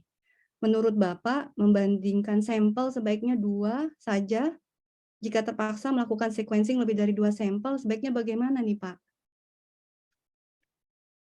Ya, baik, terima kasih Bu Dini. Jadi dan Pak Teguh Tajudin untuk pertanyaannya. Jadi biasanya karena memang kalau keterbatasan dana sekali lagi karena sequencing juga masih mahal dan juga kita juga harus memperhatikan jumlah output yang digunakan. Biasanya kalau memang kita dalam perkembangan tanaman misalkan ada yang fase kalau di buah ya ada yang unripe, terus masih setengah ripe, terus sampai ripe, sampai overripe, misalnya ada 4. Jadi biasanya kalau memang itu kita pengen tahu regulasinya sih sebenarnya untuk RNA sequencing hanya untuk mengetahui gen-gennya saja kita bisa pullkan dulu gitu kan untuk mengetahui gen-gen apa saja sebenarnya yang ada di situ. Tetapi kalau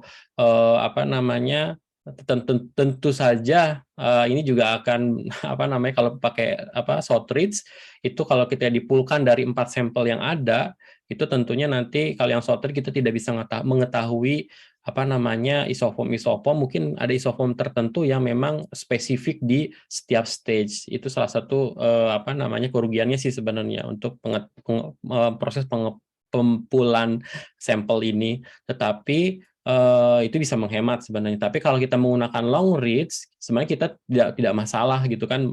Kita bisa mengetahui yang target kita yaitu isoformnya dari setiap ini kita baru akan perjelas dengan RT-PCR. Nah, ada juga biasanya kalau saya sih kita jadi misalnya walaupun ada beberapa, kita paling ngambil yang paling distinct, misalkan di yang unripe sama yang ripe-nya saja. Jadi mungkin ada di tengah itu ada satu proses lagi yang kita tidak tidak isolasi, tetapi nanti untuk konfirmasinya menggunakan RT-PCR saja, sehingga ada gen-gen memang sebenarnya yang mungkin hanya berubah ekspresinya saja gitu kan, berubah tingkat ekspresinya saja.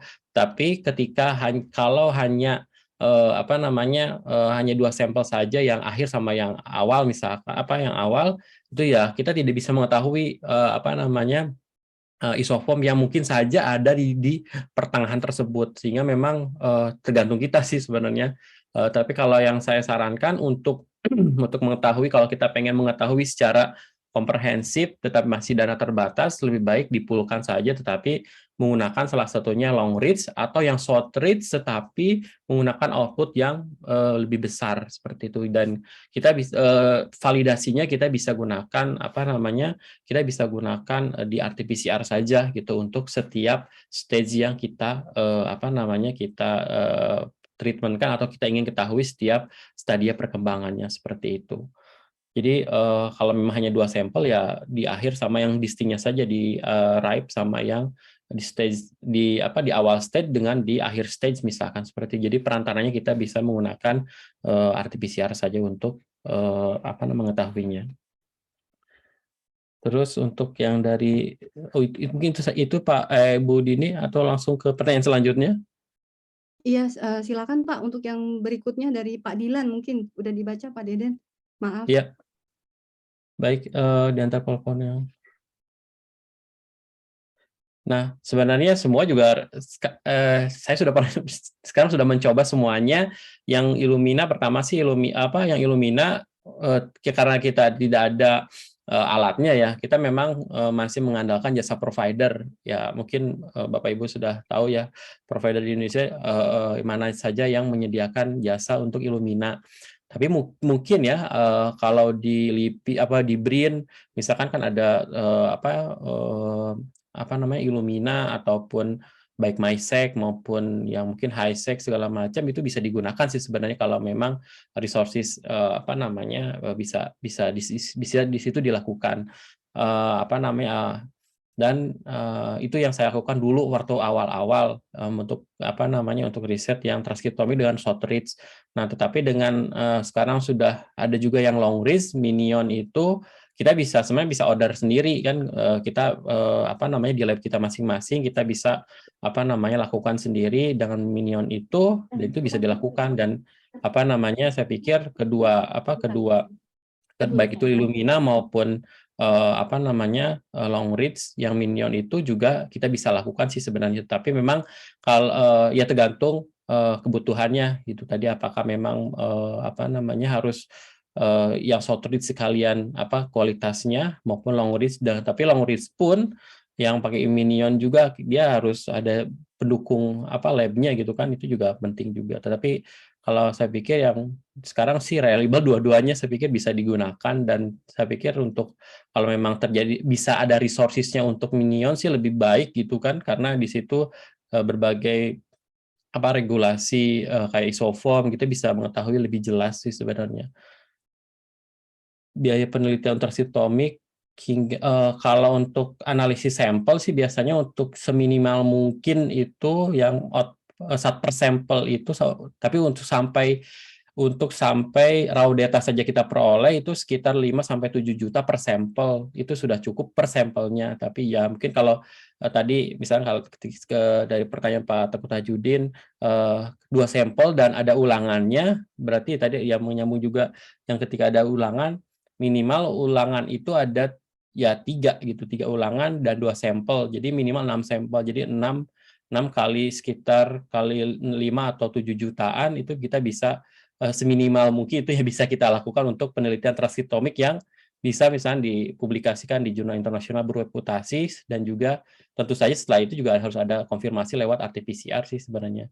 Tapi kalau untuk analisis bioinformatikanya kalau memang kita bisa lakukan sebenarnya di perusahaan-perusahaan seperti di Genetika Science itu juga menyediakan juga analisis bioinformatik, tapi ya memang harus bayar lebihnya sekitar 2-3 jutaan kalau nggak salah, tetapi memang data yang diperoleh itu ya seadanya saja karena mereka tidak bisa memilah misalnya sesuai dengan misalnya kalau kita tanaman ya tanaman saja, tetapi mereka secara umum akhirnya. Jadi dan kita tidak bisa modifikasi lagi, misalnya modifikasi itu tidak bisa konsultasi sih sepertinya ya, tapi kalau di set dari awalnya kita pengen membandingkan apa dengan apa, tapi kalau secara analisisnya sih memang lengkap, mereka cepat, tetapi kalau memang kita punya resources, saya pikir BRIN sudah punya alat komputasi segala macam kan di pusat bioinformatik itu bisa dilakukan di sana, dan analisis lanjutannya juga sangat bisa dilakukan gitu di kita. Apalagi resources untuk bioinformatik kan sekarang sudah banyak, sehingga kita bisa lakukan sih sebenarnya supaya antara jembatan antara kita sebagai orang biologikalnya dengan apa yang data yang kita hasilkan juga nyambung seperti itu. Itu Bu Dini, mungkin itu saja. Terima kasih, Bu. Baik, mungkin satu pertanyaan. Terima kasih Pak Deden. Satu pertanyaan dari saya, Bu Ella. Tadi menyinggung tentang hedonic hunger. Tadi korelasinya untuk makanan yang inputnya enak ya, Bu. Nah, bagaimana kalau misalnya makanannya nggak enak gitu, Bu? Apakah waktu itu tikus yang mau makan? Nggak kebayang, itu aja sih, Bu. Makasih. Baik, terima kasih pertanyaannya Bu Dini. Jadi sebenarnya bukan enak dalam tanda kutip rasanya lezat gitu, bukan. Tapi sebenarnya enak di sini adalah kadar glukosa tinggi dan kadar lemak tinggi. Biasanya yang mempunyai kadar gula tinggi dan kadar lemak tinggi, orang-orang lebih cenderung untuk suka. Jadi bukan ke rasa spesifik makanan itu sendiri, tapi ke taste, rasa gurih dan manisnya, begitu. Nah, dari penelitian memang disebutkan bahwa rasa manis dan rasa gurih itu dikenal sebagai palatable food yang akhirnya bisa mencetuskan adiksi atau ketergantungan untuk terus makan makanan itu lagi,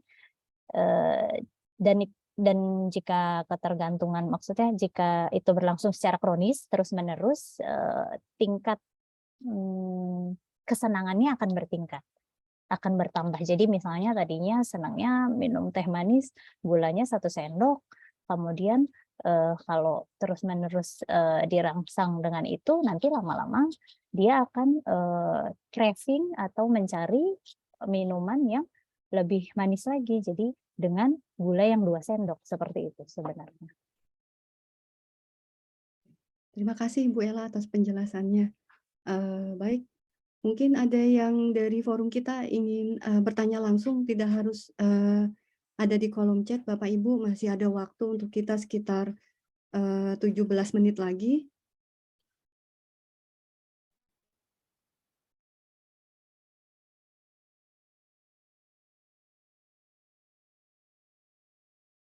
Baik, mungkin belum ada ya, atau sudah selesai pertanyaan dari forum kita.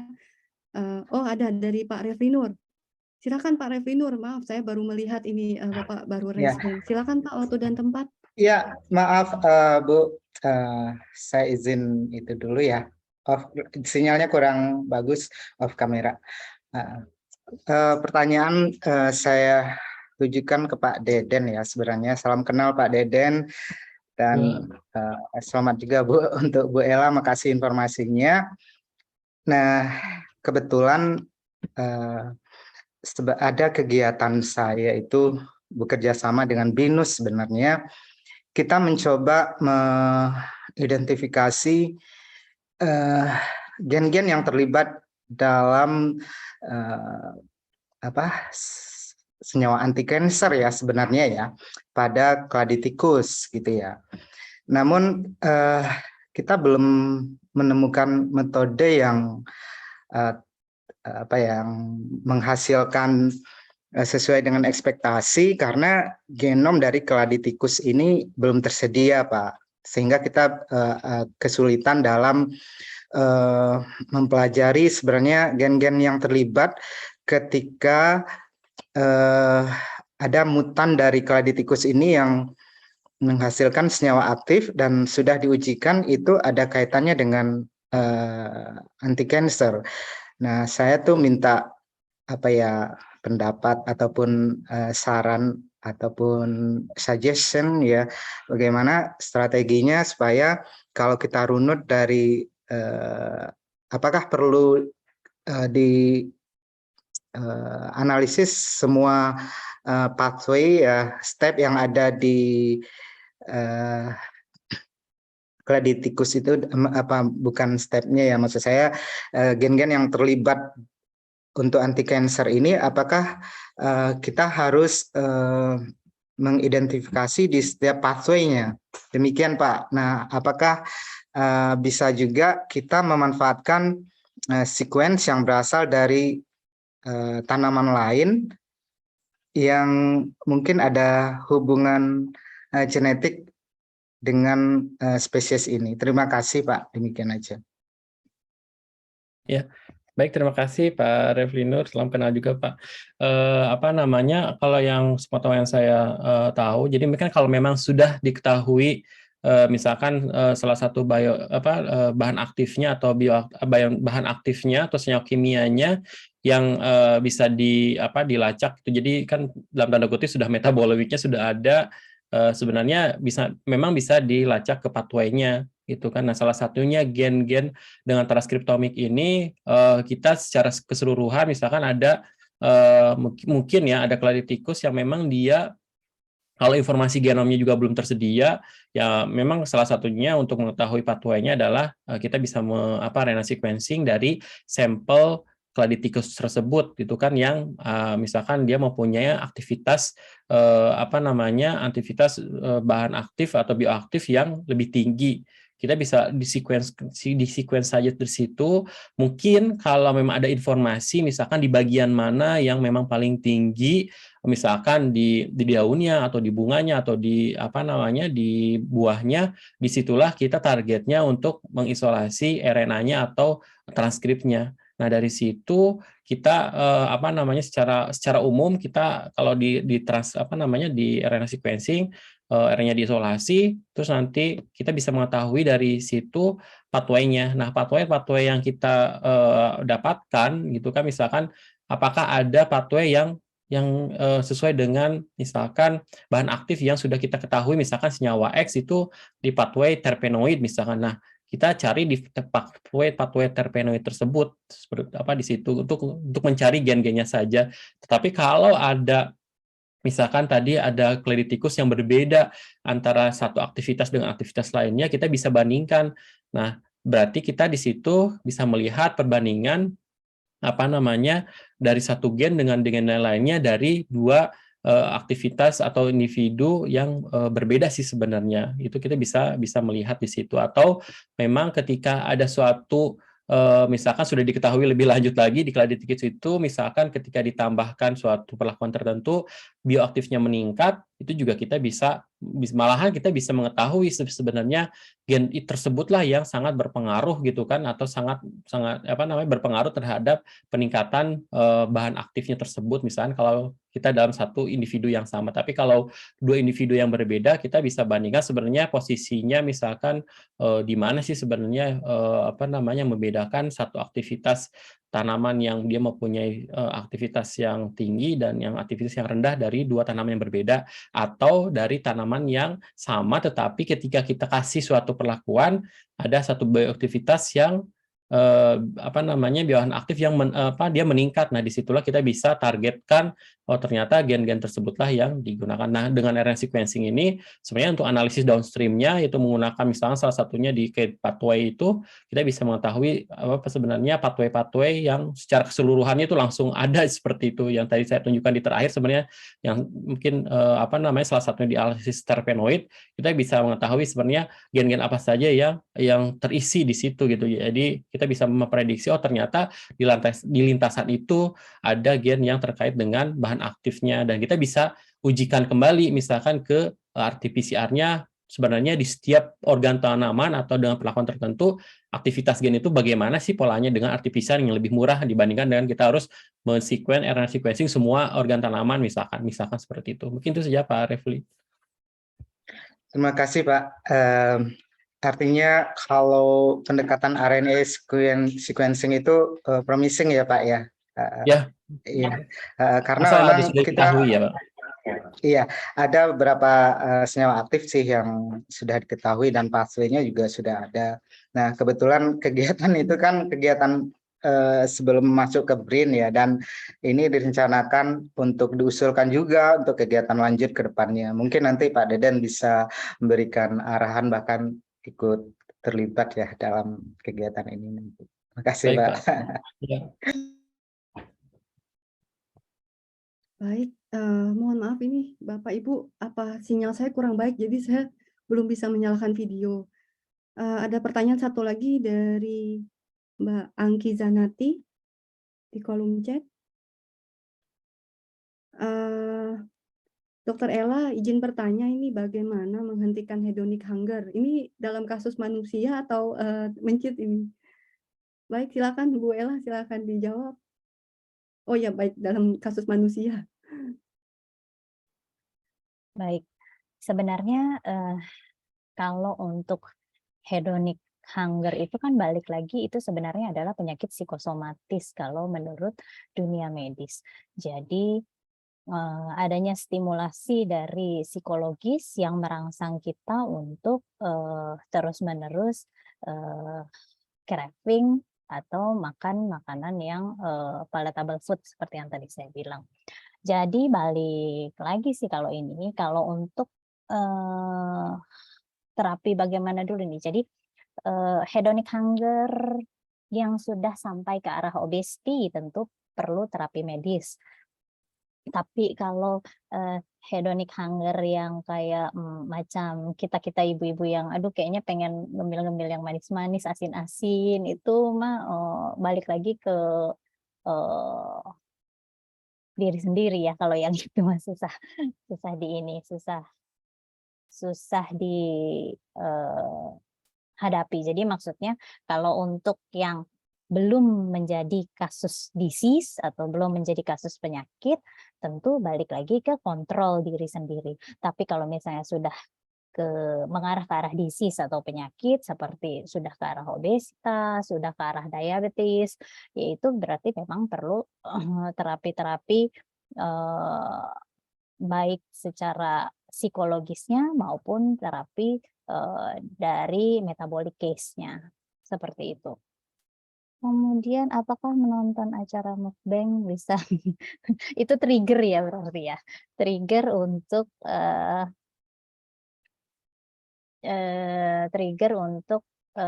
makan. Tapi sebenarnya kalau secara medis visual tidak secara langsung menstimuli timbulnya dopamin rilis. Jadi yang menyebabkan hedonic hunger atau menyebabkan adiksi itu sebenarnya adalah dopamin rilis di otak yang kemudian mencetuskan kita untuk kepingin untuk makan-makan palatable food itu sebagai self reward.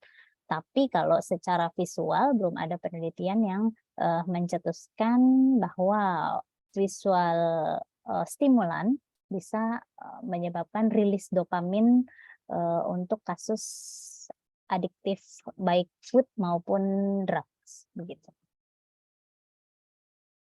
Ya, terima kasih kembali Mbak. Kira-kira begitu Bu Dini. Terima kasih Bu Ella atas responnya.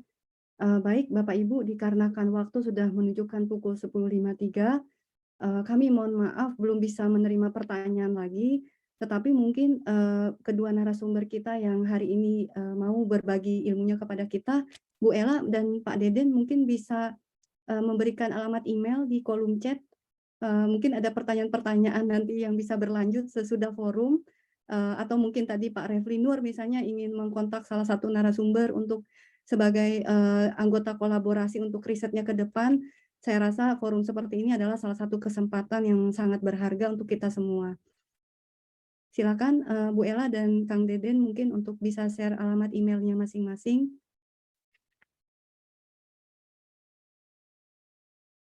Ya, Baik, Bu Dini. ya, terima kasih Pak Deden atas informasi email dan nomor handphonenya ya, Kang, yang bisa dikontak. Juga untuk Bu Ella mungkin nih masih menunggu ya. Baik, untuk mempersingkat waktu, demikian dari kami sesi Friday Scientific Sharing.